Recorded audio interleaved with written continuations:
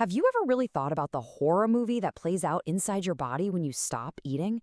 I mean, it's a genuine tale of desperation, of sacrifice, and a fight for survival right down at the cellular level. So let's dive into this chilling story. It's such a disturbing thought, right? This process of slow internal consumption. You kind of imagine that no part of you is safe, not even the command center, your brain. But here's the twist. This isn't just some simple story of self-destruction. Oh, no. It is a highly engineered, desperate battle for survival. And your brain is the one thing your body will protect at almost any cost. Okay, so let's just debunk the biggest myth right away. This idea of the brain literally eating itself, well, that's more for a zombie movie, not biological reality. What's really happening is way more complex, and frankly, a meticulously planned survival strategy. The myth is just chaotic and monstrous. But the reality? It's a calculated, cold, metabolic shift.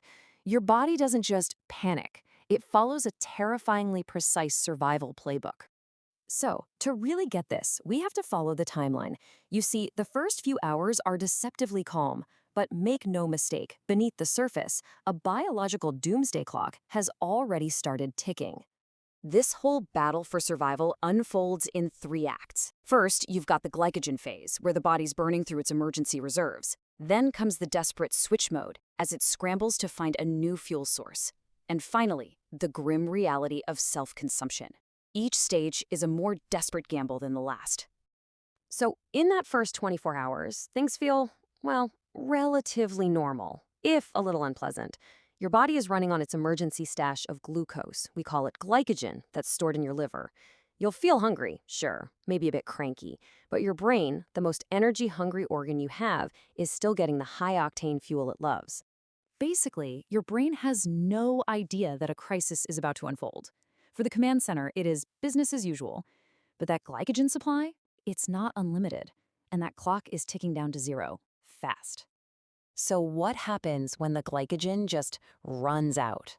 Well, the body is forced to make a desperate switch, a gamble that is going to change absolutely everything. And here is the critical problem. Once the glycogen is gone, the body immediately turns to its fat reserves. But the brain, our prized supercomputer, it's got a major issue. It can't use fat directly. It's kind of like trying to power your smartphone with a car battery.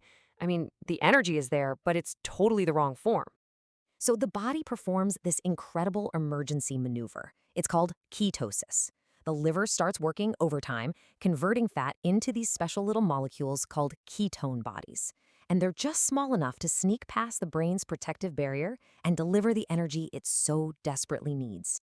This is a moment of pure metabolic genius. It's not just a simple fuel swap.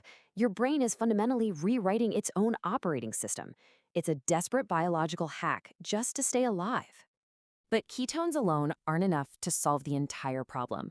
After about 3 days, the body is forced to take even more drastic measures, entering a phase of what we call controlled self-consumption. Now, this is where the body begins to truly cannibalize itself. To create even a tiny amount of the glucose the brain still craves, it starts breaking down its own muscle proteins. And that means sacrificing strength, mobility, even the very enzymes that keep your body working, all to keep the command center online. And on a cellular level, this process called autophagy kicks in. Now, this is where that whole idea of eating itself really comes from. Your cells literally begin to digest their own non-essential or damaged parts, recycling them for energy and for building blocks. But let's be really clear here. This is not chaotic destruction. Think of it less as cannibalism and more like an extreme form of recycling. It's a systematic, strategic house cleaning to salvage every last resource just to stay alive. So, with all of this going on, with the body literally dismantling itself piece by piece, what is the ultimate fate of the brain? Is it truly protected? This is the question at the heart of everything, isn't it? With the rest of the body making these unbelievable sacrifices, does the brain itself start to waste away? Well, the answer is yes, but it is not a simple story of decay.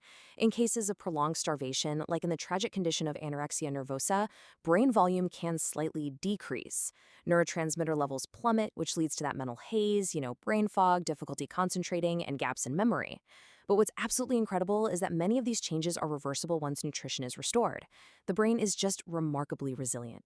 So let's circle all the way back to our core idea. The myth is that the brain is a victim. The reality is that the brain is the number one priority. Every single metabolic shift, using fat, creating ketones, breaking down muscle, it's all done to protect it. I mean, that really puts it into perspective. Your body is programmed with a crystal clear hierarchy of survival. And right at the very top of that list, protected by a fortress of metabolic sacrifice, is your brain. So, does the brain eat itself?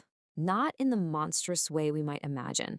Instead, it becomes this ruthless king of a dying kingdom, presiding over a desperate, controlled demolition of its own empire. It sacrifices everything, even tiny parts of itself, for one singular goal: to keep the lights on, just long enough for a chance at rescue. It's a chilling reminder of the lengths our bodies will go to protect the one thing that makes us who we are.